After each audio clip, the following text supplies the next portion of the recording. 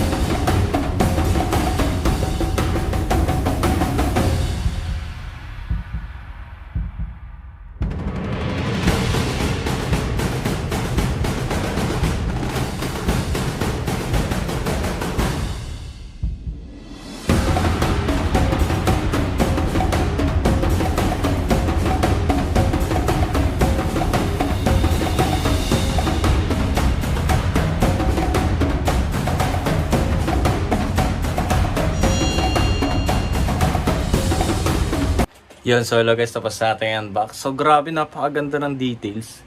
Kung nakikita nyo, grabe shiny siya, shiny. Kumikintab siya, kitang-kita siya sa liwanag. Ayan, grabe. Sun God Nika talaga. Grabe, napakaganda. White. So ayan, simple lang naman siya, dalawa lang yung niya. Yung Gear 5 na upuan tsaka siya. Ayan, napakaganda, solid. Gusto ko yung mga gantong resin, simple lang. Pero napakaganda ng dating. Kasi yung iba, napakarami accessories and And minsan, hindi naman sinasadya, yun nasisira natin. So, pero ito, napakaganda. Solid. Napakaganda ng gawa ng Brainhole Studio dito. So, hindi ko na mapatagalin. Papakita ko na kung gano'ng kaganda tong Luffy na to, Gear 5 Nika. So, let's go.